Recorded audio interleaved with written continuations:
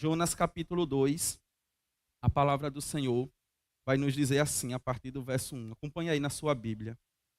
Dentro do peixe, Jonas orou ao Senhor, seu Deus, e disse: Em meu desespero clamei ao Senhor, e ele me respondeu. Do ventre da morte gritei por socorro, e ouviste o meu clamor. Jogaste-me nas profundezas, no coração dos mares. Correntezas formaram um turbilhão ao meu redor. Todas as suas ondas e vagas passaram sobre mim. E disse: Fui expulso da sua presença. Contudo, olharei de novo para o teu santo templo. As águas agitadas me envolveram, o abismo me cercou, e as águas marinhas se enrolaram em minha cabeça. Afundei até chegar aos fundamentos dos mortos, a terra embaixo cujas trancas me aprisionaram para sempre. Mas tu trouxeste a minha vida de volta da sepultura, ó Senhor meu Deus. Quando a minha vida já se apagava, eu me lembrei de ti, Senhor, e a minha oração subiu até a ti, ao teu santo templo. Aqueles que acreditam em ídolos inúteis desprezam a misericórdia, mas eu, com um cântico de gratidão, oferecerei sacrifício a ti. O que eu prometi, cumprirei totalmente. A salvação vem do Senhor. Amém. Meus irmãos, certamente se você já leu o livro de Jonas, você deve ser chateado com Jonas. Como um homem que claramente ouve a voz do Senhor dizendo: vai para a direita, decide ir para a esquerda. Talvez quando você olha para o livro de Jonas e você começa a ler, você diz assim: Jonas, você mereceu tudo isso. Quem mandou você ser rebelde ao Senhor? Quem mandou você não cumprir aquilo que o Senhor estava dizendo para você cumprir? Como o Senhor manda você ir para uma cidade, você pega um navio e decide ir para outra. Mas quando a gente vai estudar o contexto dessa situação, não que Jonas tivesse razão, ele deveria obedecer ao Senhor.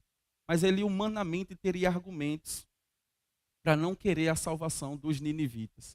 Até porque os ninivitas eram um povo muito cruel.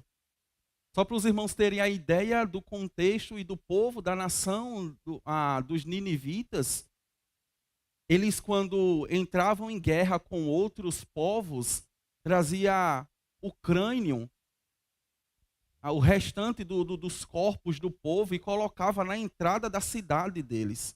Era possível você se aproximar da cidade de Nínive e ver crânios, cabeças de pessoas penduradas ali. Era possível você se aproximar da cidade de Nínive e ver somente um braço para fora e o restante do corpo todo enterrado, de pessoas que eles lutavam e guerreavam contra essas pessoas.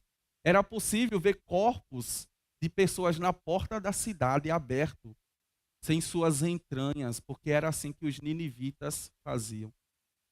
Eles vieram depois ser a capital da Assíria, um dos povos mais cruéis que a Bíblia relata.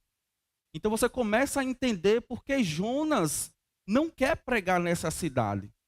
Jonas sabe o contexto da cidade de Nínive e Jonas sabe quem é Deus, um Deus que perdoa, um Deus que abençoa. E Jonas sabe, eu sei que se o povo se arrepender, o Senhor vai perdoar esse povo, por isso eu não quero pregar lá. Eu acho que Jonas está errado, ele deveria ir. Mas você começa a perceber o que é que tem por trás da questão de Jonas querer fugir e não querer seguir a vontade do Senhor. Esse é o contexto do livro de Jonas. Mas ele recebe no capítulo 1, então, a ordem do Senhor. Vai à cidade de Nínive e prega o arrependimento. Fala para aquele povo se arrepender, senão eu vou destruir aquele povo. E o que é que ele faz? Os irmãos lembram. Ele vai para a cidade de Jope, pega um barco, e ao invés de ir para Nínive, ele vai para Tarsis. Ele vai para uma cidade, para uma região, ele pega um navio e quer ir para uma região diferente daquela que o Senhor mandou ele ir. Capítulo 1 vai dizer que ele compra então a passagem, entra naquele barco e segue seu destino. Vai para o porão do navio e começa a dormir. Só que, meus irmãos, da onde ou aonde nós podemos nos esconder da presença do Senhor? Jonas talvez achou na sua mente, na sua cabeça, no seu coração: se eu ficar aqui no fundo do barco, daqui a pouco eu chego lá na outra cidade, em Tarsis, e lá mesmo eu vou fugindo do Senhor e está tudo certo. Mas aí aquele que vê todas as coisas, aquele que controla todas as coisas, aquele que tem domínio sobre todas as coisas, e envia uma grande tempestade para aquele navio, na região que aquele navio está. De repente, o tempo começa a fechar, o mar começa a ficar agitado, e os marinheiros que ali estão começam a se preocupar, porque está percebendo que o barco vai a pique. Provavelmente aquela embarcação não era uma embarcação de levar pessoas, mas uma embarcação de levar material, de levar instrumentos de uma cidade para outra, porque eles têm muita bagagem ali naquele local. E aí os marinheiros então entram em desespero e percebem que o barco vai a pique, então eles decidem jogar suas bagagens ao mar, e eles começam então a jogar essas bagagens ao mar. E lembre, a tempestade ela não veio por acaso, quem está enviando a tempestade é o Senhor, e o Senhor quer somente tratar uma pessoa daquele barco, a princípio, que é Jonas, o seu profeta fujão, que está lá no fundo do navio, achando que pode se esconder do Senhor. Então, naquele desespero todo, aqueles homens percebem, alguém aqui nesse barco pecou contra algum Deus. Eles começam então a fazer algum tipo de consulta ali, quando de repente encontram Jonas lá no navio, descansando. Enquanto o caos estava instalado em cima, todo mundo naquele desespero, Jonas lá no fundo do navio. E o homem pergunta, vai lá o marinheiro, qual é a sua ocupação? Quem é o seu Deus? O que você está fazendo aqui? E Jonas então percebe que tudo o que estava acontecendo ali era por causa dele. E Jonas diz, o que está acontecendo aqui nesse navio, essa tempestade, não é por causa de vocês, mas é por minha causa. Me lancem ao mar. Aqueles homens então decidem não lançar Jonas, começam a lançar as coisas, percebem que não vai dar certo. Então eles lançam Jonas ao mar. Eu queria que vocês imaginassem essa cena comigo agora. Jonas, ao ser lançado ao mar, a primeira coisa que vem na nossa mente é que um peixe, uma baleia, né? Uma baleia grande, um peixe grande vem e pega Jonas. Mas eu queria reformular na sua mente essa imagem. Não pense nesse peixe agora. Pense apenas em Jonas sendo lançado ao mar e descendo. Não imagine que o peixe já está lá com a boca aberta, só esperando Jonas cair direto na boca dele. Reformule essa imagem. Jonas é lançado ao mar e ele começa a descer. Ele começa a submergir, a descer às profundezas do mar. Assim que Jonas é lançado, a parte de cima se acalma, mas parece que dentro do mar ainda há correntezas, e Jonas então vai relatar nessa oração dele do capítulo 2. Ele está orando essa oração do capítulo 2 no ventre do peixe, mas ele está relatando a experiência que ele teve ao ser lançado ao mar. Então, com essa imagem vai ser melhor para a gente entender essa oração. Jonas é lançado ao mar, começa a descer, e lá na profundeza do mar, quando ele já está perto de morrer, é que o peixe vem e toma Jonas. Antes da gente entrar aqui na exposição propriamente dita, eu queria dizer a você que o peixe não é mau. Que, na verdade, o peixe é livramento do Senhor para Jonas. Na verdade, o peixe não está ali como se Deus estivesse punindo Jonas. Na verdade, se o peixe não engole Jonas, Jonas ia morrer. Na verdade, o peixe é provisão do Senhor para que o seu profeta não morresse. Eu quero que você reformule essas duas coisas na sua mente. Primeiro, que quando Jonas é lançado ao mar, o peixe não está com a boca aberta para engoli-lo. E segundo, o peixe é provisão do Senhor para que Jonas não morresse. Então, na exposição do nosso texto, nós vamos ver do versos 1 e 2, a oração no lugar mais baixo do mar. Veja o que é que diz aí no versículo 1. Dentro do peixe, Jonas orou ao Senhor, seu Deus, e disse, versículo 2, em meu desespero clamei ao Senhor, e ele me respondeu, do ventre da morte gritei por socorro, e ouviste o meu clamor. Então, como eu disse aos irmãos, comece a pensar comigo nessa imagem. Essa oração é feita no ventre do peixe, mas Jonas está relatando essa experiência que ele teve ao submergir ao mar. Ele vai dizer que enquanto ele estava descendo ali, enquanto ele estava submergindo naquele mar, no desespero do seu coração, ele clamou ao Senhor. E do ventre da morte, ele gritou por socorro e o Senhor ouviu o seu clamor. Eu não sei quantos aqui já teve essa experiência de tentar ficar muito tempo embaixo da água, principalmente em piscina. A gente começa a inventar algumas coisas quando está dentro da piscina, né? Saber quem nada mais, quem fica mais tempo embaixo da água. Vamos ver quem é que ganha no nado de costa. É normal essas coisas. Se você já experimentou ficar há algum tempo embaixo da água, você já percebeu que você não consegue ficar muito tempo ali. Se você não treinou, logo logo o seu ar falta, e se você não subir logo, você vai morrer. É mais ou menos essa imagem aqui de Jonas. Jonas é lançado ao mar, começa a descer no mar e ele percebe que a sua vida está se escapando como quem pelos dedos. E ele então diz aí o que está escrito no verso 2, ele começa a clamar pelo Senhor. Perceba que agora começa a fazer sentido o peixe, começa a fazer sentido que, na verdade, esse peixe está vindo pelo clamor do próprio profeta. Começa a fazer sentido que Jonas, quando está descendo o mar, que percebe que a sua vida está indo embora, ele faz uma oração de clamor, ele grita pelo Senhor, e o Senhor então responde com um peixe que o engole. Você começa a perceber como Deus está conduzindo a história de Jonas e não permitindo que o seu profeta morra. Ele diz lá de dentro do peixe, o texto diz no verso 1, Jonas orou ao Senhor e o Senhor ouviu o seu clamor. Ele disse, eu me desesperado clamei ao Senhor e ele respondeu. Do ventre da morte gritei por socorro e ouviste o meu clamor. Eu queria que você pensasse, meus irmãos, comigo, nesse ponto e pensando em uma aplicação para as nossas vidas, já aqui nesse texto. O nosso Senhor, Ele é um Deus de socorro e de providência. Eu sei que talvez essas coisas acabam virando jargão no meio do povo e parece aquele a paz do Senhor que a gente deseja aos irmãos, né? Você manda uma mensagem e diz, olá meu irmão, boa noite, boa tarde, graça e paz, tudo bem? Parece-se tudo bem e essa paz do Senhor. Mas é verdade que o Senhor vem ao socorro do teu povo no momento da dificuldade. Quando o povo de Deus clama, o Senhor entra com providência, ainda que ele mande um peixe para livrar um servo dele da morte, mas o Senhor providencia um escape para o seu povo, quando o seu povo clama.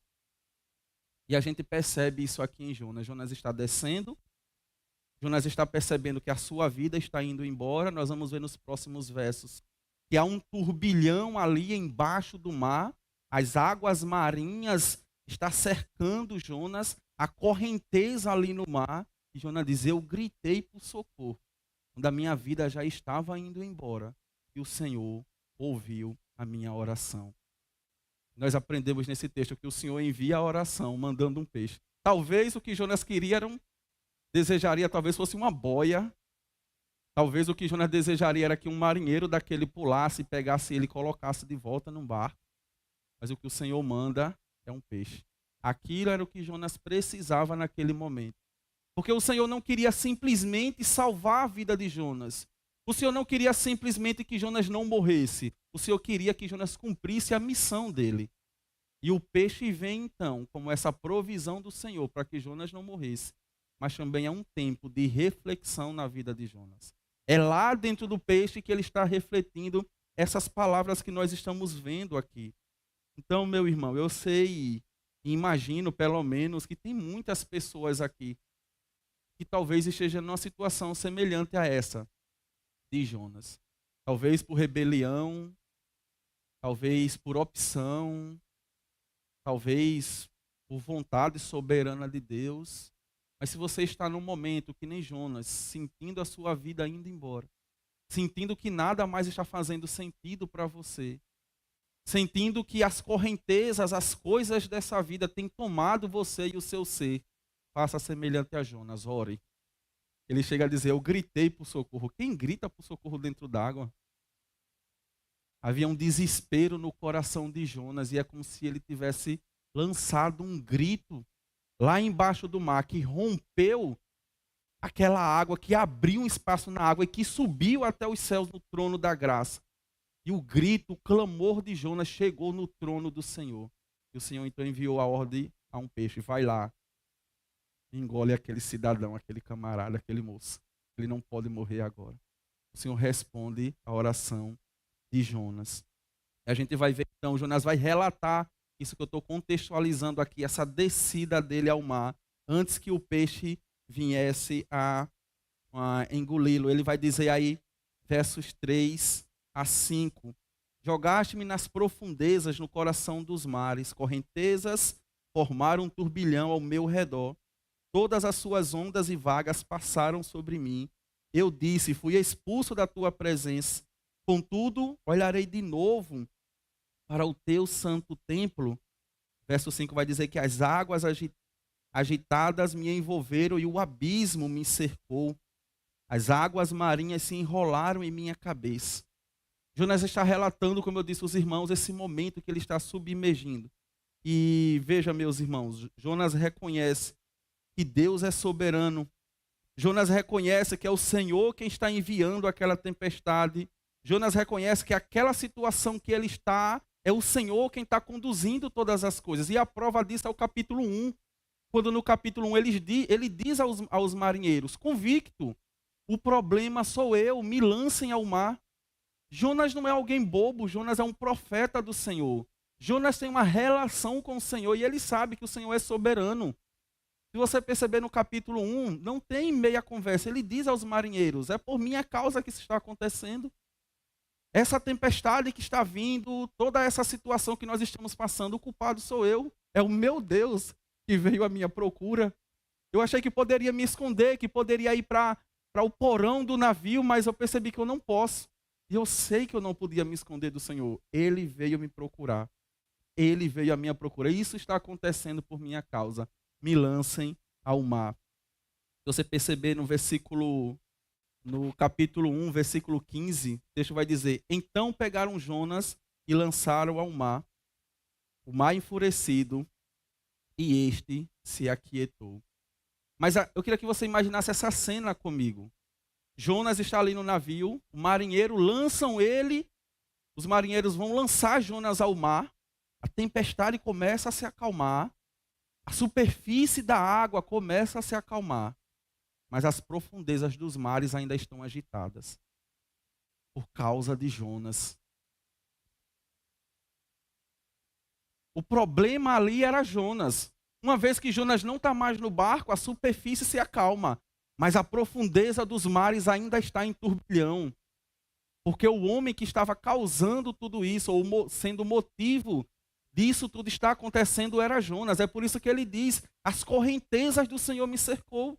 Quando o Senhor me lançou no mar e eu comecei a descer, em cima tudo se acalmou. Mas na onde eu estava, lá embaixo, as coisas ainda estavam um turbilhão. As águas marinhas passavam, me cercavam, me sufocavam. Havia turbulência ali embaixo do mar. E então, naquela situação, Jonas ora ao Senhor. E é interessante observar essa oração de Jonas aí. Versículo 4, ele vai dizer, eu fui expulso da tua presença.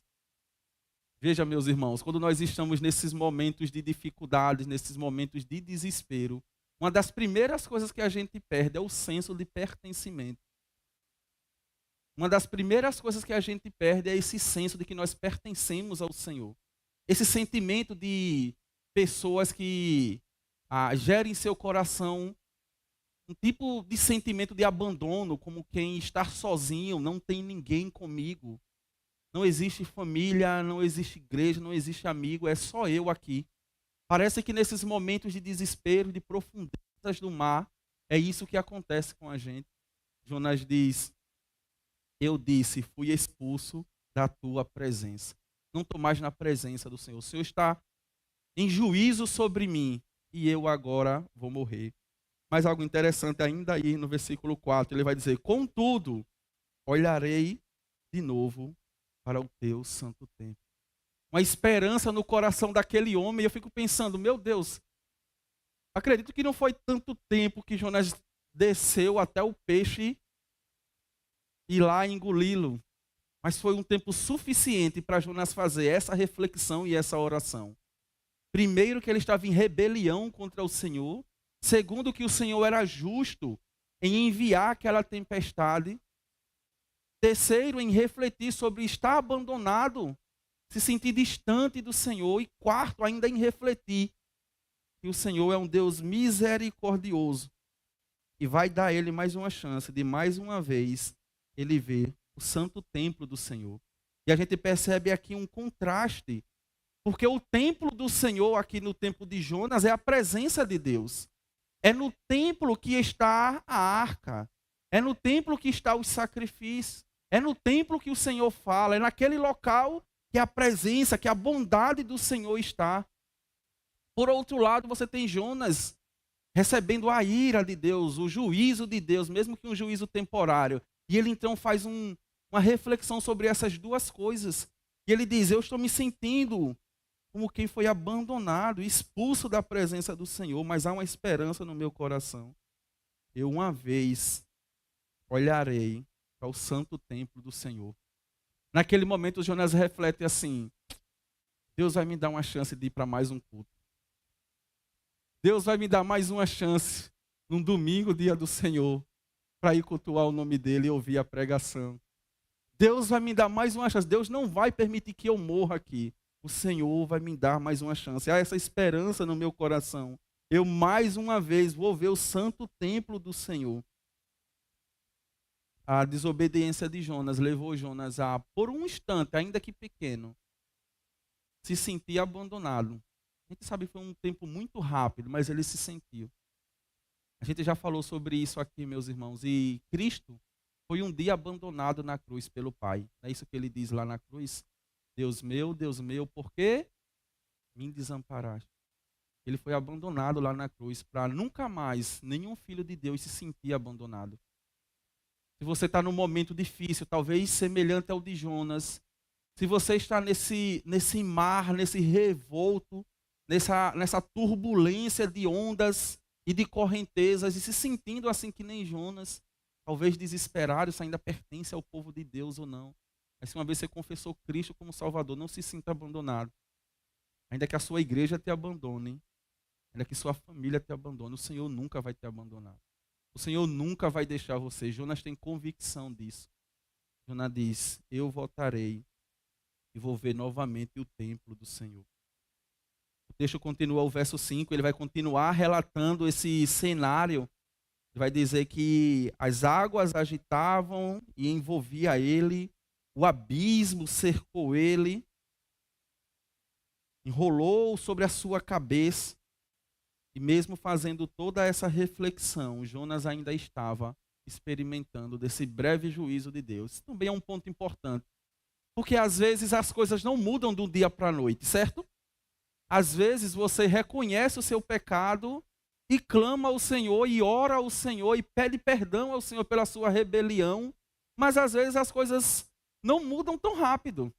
Como eu disse, talvez o melhor para Jonas seria que alguém tirasse Jonas de lá.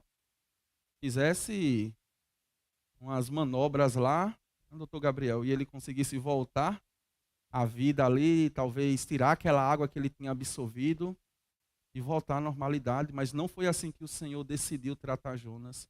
O Senhor disse: eu vou livrar você, mas você ainda precisa passar um tempo no ventre do peixe. Você ainda precisa passar um tempo refletindo sobre a sua desobediência. E nós aprendemos isso aqui, meus irmãos, com a palavra de Deus. Que o Senhor venha ao socorro do teu povo, que o Senhor escuta o clamor do seu povo. A imagem que veio na minha cabeça aqui era exatamente essa imagem. Um Jonas gritando por socorro enquanto descia ao mar. E o seu grito foi aberto, um espaço na água e chegou até o céu, o trono da graça. E o Senhor então veio em provisão, enviando um peixe para que o seu servo não morresse.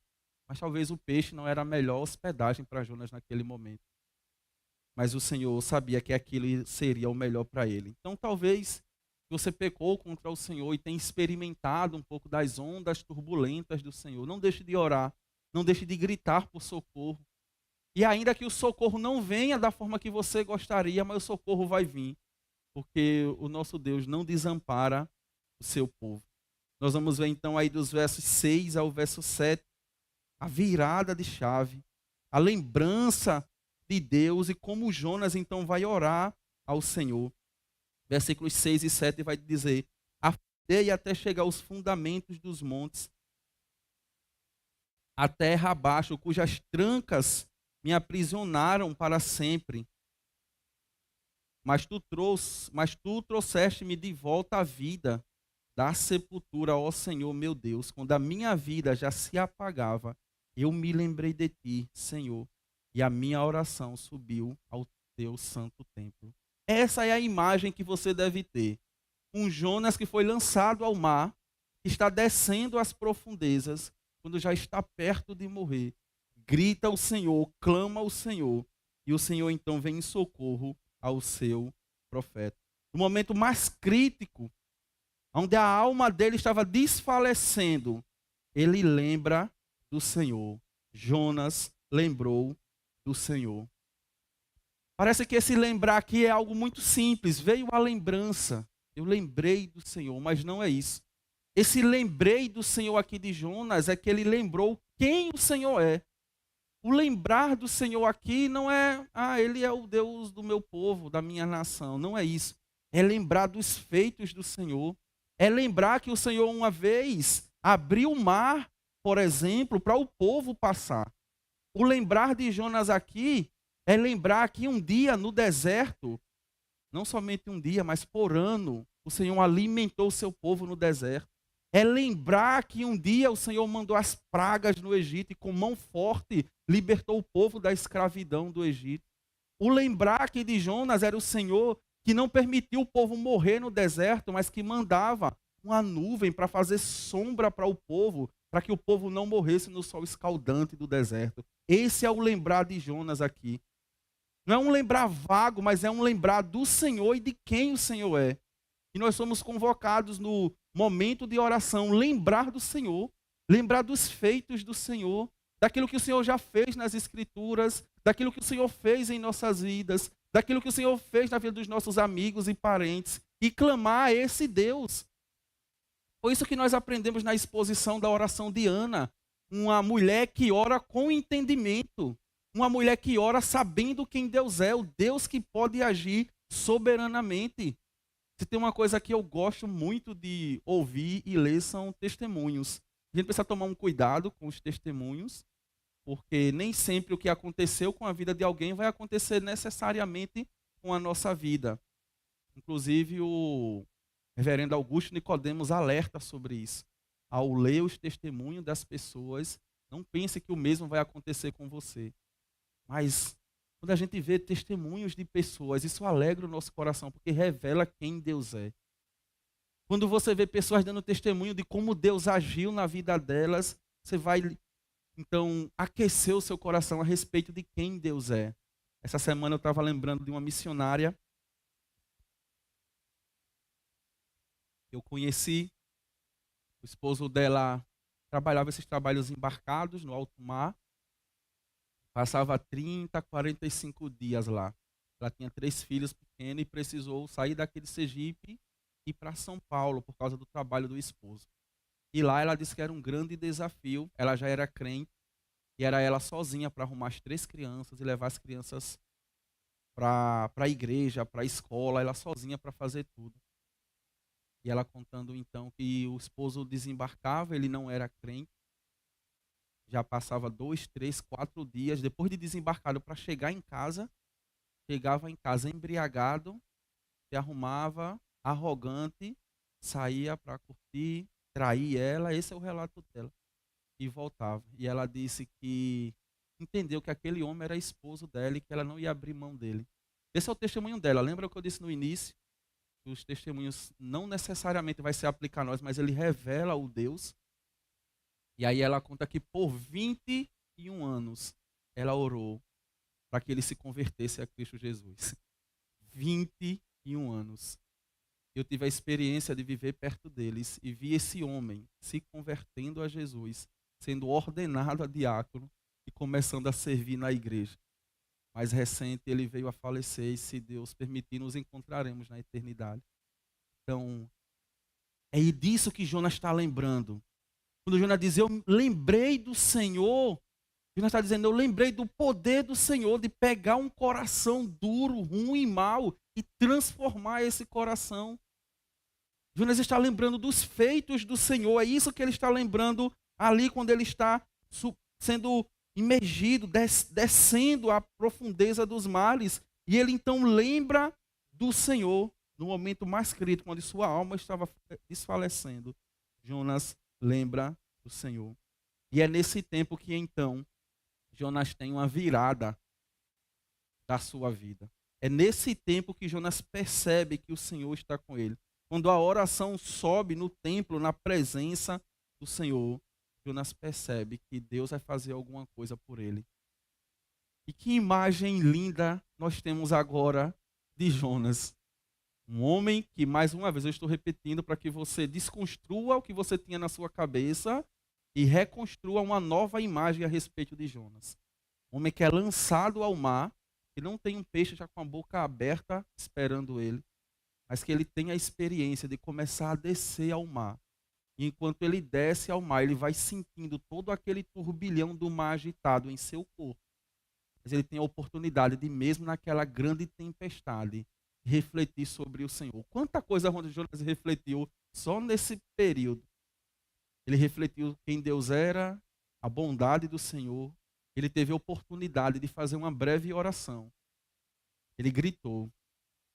Eu gritei, e a minha oração, o meu grito, chegou no templo do Senhor. O Senhor recebeu a minha oração. E, meus irmãos, quantos de nós desperdiçamos essas oportunidades? Eu não sei sobre experiências dos irmãos, mas as minhas melhores experiências de oração foram nos momentos mais difíceis. Não que eu quero momentos difíceis na minha vida, e não que você precisa desses momentos para orar, mas foram os momentos que eu tive orações mais profundas com o Senhor, no momento de dificuldade e desespero semelhante a Jonas.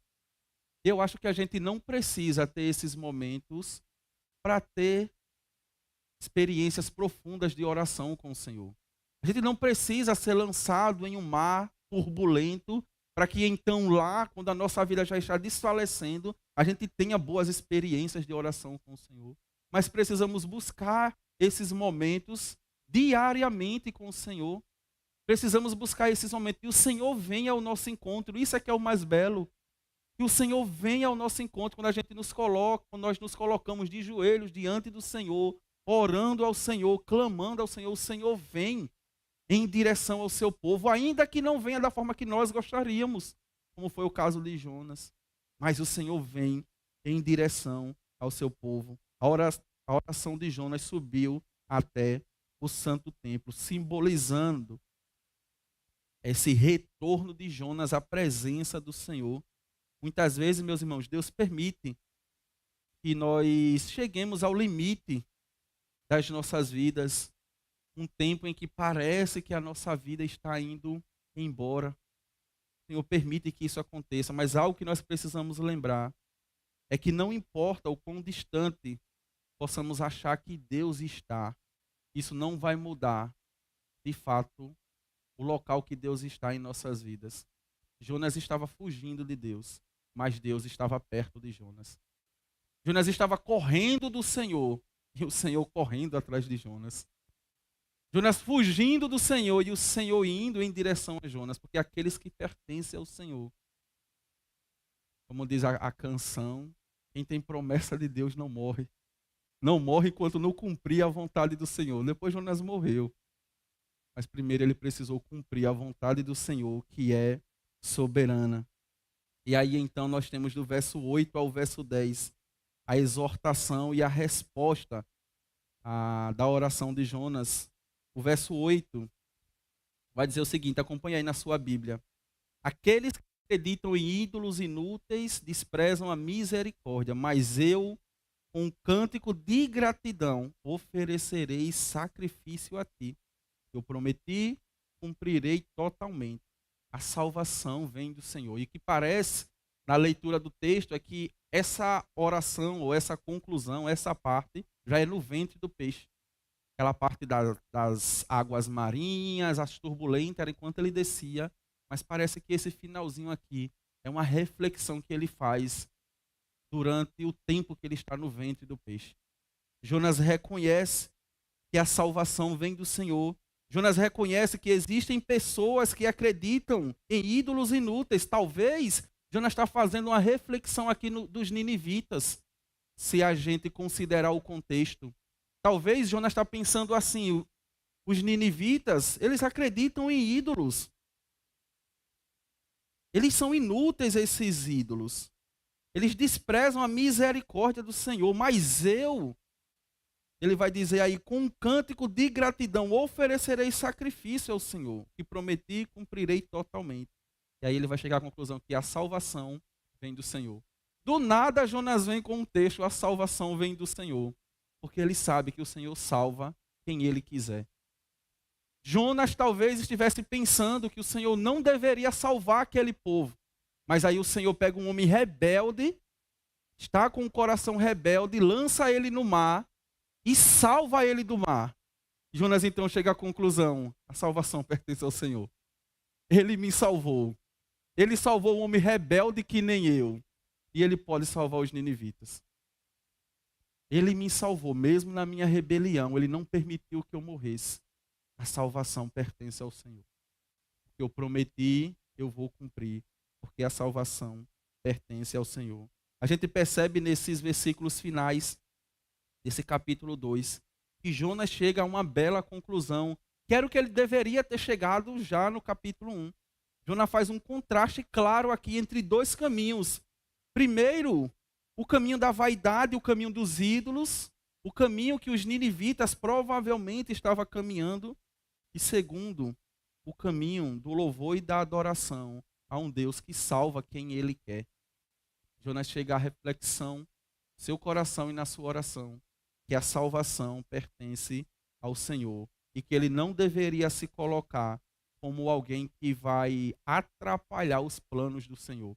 A gente sabe a história que depois o coração de Jonas ainda continua endurecido, que o Senhor trata ainda Jonas. A gente percebe no final do livro de Jonas que parece que é um livro que não teve fim, parece que o livro não deu todas as respostas. Talvez o que o próprio Jonas, o autor do livro, queria mostrar ao povo é: vocês mesmos deem a resposta. Deus pode salvar o povo malvado? Vocês mesmos respondam sobre isso. Porque parece que o livro não tem um fim, pelo menos um fim desejável. A gente percebe um Jonas que em alguma medida vai se manter duro, mas a gente percebe esses relances dele de reflexão a respeito de quem o Senhor é e da tua bondade. O ponto culminante então dessa oração e dessa confissão de Jonas é: do Senhor é a salvação. A salvação pertence ao Senhor e ele vai salvar quem ele quiser, porque ele me salvou. Jonas pega a experiência que ele teve e diz: agora, depois que eu experimentei que o Senhor salva rebeldes, inclusive como eu não vou mais resistir ao Senhor e ao chamar ao Senhor, porque o Senhor salva quem ele quer. Essa é a reflexão que Jonas faz em sua oração. E os irmãos percebem os textos que nós estamos tratando aqui esses dias, de como a oração é muito mais profunda do que dizer: Senhor, abençoe o meu dia, amém. Senhor, me livra do mal, amém. A gente percebe homens e mulheres que se colocam na presença do Senhor e que oram e que refletem a respeito de Deus e da sua situação. E o Senhor, na mensagem de hoje, nos chama a aprofundar a nossa vida de oração com o Senhor, mais uma vez ao exemplo de Jonas, que está passando por dificuldades, que tem crises em seu coração e em sua mente sobre como Deus deveria agir ou não, mas que tem experiências saudáveis com o Senhor e que sai dessa situação dizendo: a salvação pertence ao Senhor. O Senhor vai cumprir a sua vontade. E meus irmãos, a gente não consegue, em uma quebra de braço, ganhar para o nosso Deus. É ilusão do homem achar que ele consegue resistir à vontade do Senhor. O Senhor até nos permite, por algum tempo, manter o nosso coração duro e resistente, mas uma hora o Senhor, como a gente usa essa expressão, quebra as nossas pernas. Uma hora o Senhor envia uma tempestade. Uma hora o Senhor manda uns marinheiros para nos lançar ao mar. Uma hora o Senhor manda um mar turbulento para que tenhamos tempo de refletir com relação ao Senhor e à vontade do Senhor. Mas se você é filho de Deus e Deus tem um plano e um propósito e um projeto na sua vida, não resista. Porque o livro de Jonas está aqui para nos mostrar que Deus é soberano, inclusive acima da minha e da sua vontade. Que Deus é soberano e que Ele vai cumprir a vontade dEle em nossas vidas, seja pelo caminho mais fácil ou pelo caminho mais difícil. O Senhor vai cumprir a vontade dele em nossas vidas. E louvado seja Deus que deu a possibilidade de Jonas refletir sobre isso. Que o Senhor nos dê possibilidades, ainda quando estivermos com o coração duro com relação ao chamado do Senhor, possibilidade de refletir sobre o Senhor, sobre a bondade do Senhor. E a gente começa a perceber que todo esse movimento não era para matar Jonas, até porque se fosse para matar, Jonas tinha morrido. Mas Jonas não morre. Todo esse movimento era o Senhor tratando o coração do seu profeta. Que o Senhor trate os nossos corações, meus irmãos. E se for preciso, o Senhor mande uma tempestade quando estivermos indo para distante do Senhor. Alguém já disse que quando um filho de Deus decide fugir da presença do Senhor, Satanás tem sempre um bote, um barquinho, para a gente ir para mais longe do Senhor. Mas se você é de fato filho de Deus, ainda que Satanás bote um barquinho para você ir para longe, o Senhor vai lá, enviar uma grande tempestade e vai te trazer de volta. Não é o nosso objetivo expor todo o texto aqui, mas se você perceber, no final do texto, versículo 10, vai dizer o seguinte. Versículo 10, só um momento, deixa eu abrir aqui. Versículo 10 diz: E o Senhor deu ordens ao peixe, e ele vomitou Jonas em terra firme. Historiadores, estudiosos vão dizer que Jonas, outra coisa para você reconstruir na sua mente, Jonas não foi cuspido em Nínive. Nínive não tem mar, certo? Então parece que o peixe cuspiu Jonas em Nínive e ele disse, agora eu vou ter que pregar essa cidade. Nínive não tem mar. O que provavelmente aconteceu é que o peixe trouxe Jonas de novo e disse, do ponto que você saiu, agora vá caminhando lá para Nínive e cumpra o que eu mandei. Porque Nínive não tem mais. Jonas volta para o ponto zero. Agora, com o coração transformado, alguns comentaristas dizem que Jonas ficou marcado no seu corpo por causa do tempo que ele passou no peixe. Seu corpo ficou com marcas de feridas ou coisas desse tipo. E agora esse homem, que a princípio rebelde, agora de novo no ponto zero, precisa ir caminhando, provavelmente, ou pegou algum transporte, para ir lá para a cidade que o Senhor disse, vá. Poderia ser mais fácil. Ele poderia ter chegado lá sem marcas, sem nada. Mas eu acho que uma maior marca ficou no coração de Jonas, no coração dele. Foi a reflexão de que a salvação pertence ao Senhor. Jonas, então, teve essa oportunidade de se entregar ao Senhor, de reconhecer que a salvação pertence ao Senhor. Esse texto nos ensina, meus irmãos, que o Senhor vai cumprir a sua vontade. O Senhor vai cumprir todo o seu querer em nossas vidas. Ainda que Ele tenha que nos trazer de volta para o ponto zero. Mas algo que fica claro aqui é as misericórdias de Deus. Eu não teria tanta paciência quanto o Senhor com Jonas. Rebelde o tempo todo. Nós conhecemos o texto e vamos ver que lá na frente o Senhor vai. Quando o Senhor salva o povo, Jonas disse, é por isso que eu não queria vir aqui. É por isso que eu não queria. O Senhor salvou o povo. E aí tem aquela historinha da plantinha que vem, que faz sombra para Jonas, e depois vem um lagarto e come a planta. E Jonas se revolta. E o Senhor, Jonas, você está sentindo misericórdia dessa planta que você não plantou, que você não cuidou. Você acha que eu não deveria ter pena daquele povo que não sabe discernir? A maioria deles não tem discernimento da mão direita para a esquerda. Provavelmente uma contagem ali das crianças, para dizer, fora os adultos. Eu não deveria ter misericórdia desse povo. E o texto então termina. E parece que é proposital para que eu e você chegassem à conclusão. Deus pode salvar quem Ele quiser? A resposta é a salvação pertence ao Senhor. Então eu queria que os irmãos refletissem nisso. E concluímos aqui então dizendo que Jonas, no fundo do abismo, cercado pelo desespero, pelas águas, pela correnteza que estava ao seu redor, ele encontra a vida e lembra do Senhor. Quando nós estamos em desobediência ao Senhor, nós estamos num caminho de morte. E Jonas parece que naquele que seria o caminho de morte, Jonas encontra na verdade vida. Quando Jonas diz, vou adorar o Senhor mais uma vez. Há pessoas que adoram ídolos, mas eu adorarei ao Deus verdadeiro. A salvação pertence ao Senhor. É isso que nós percebemos aqui na vida de Jonas. Jonas nos mostra que mesmo nos momentos mais sombrios da vida, a oração é o caminho que nós devemos trilhar. Eu não sei, meus irmãos, se você está passando por um tempo difícil também. E também não sei o motivo desse tempo difícil que você está fazendo. Uma coisa que eu quero que você saia daqui convicto nessa noite é que a oração é o melhor caminho que você deve trilhar. Joelho no chão é o melhor caminho que você deve trilhar. Se você está com incertezas sobre o ir ou vir, se você está com incerteza sobre o fazer ou não fazer, se o seu coração se encontra em momentos difíceis, escuros, você precisa de respostas, a oração é o melhor caminho. Talvez Deus não te responda da forma que você gostaria, mas Ele, que é misericordioso, vai te responder.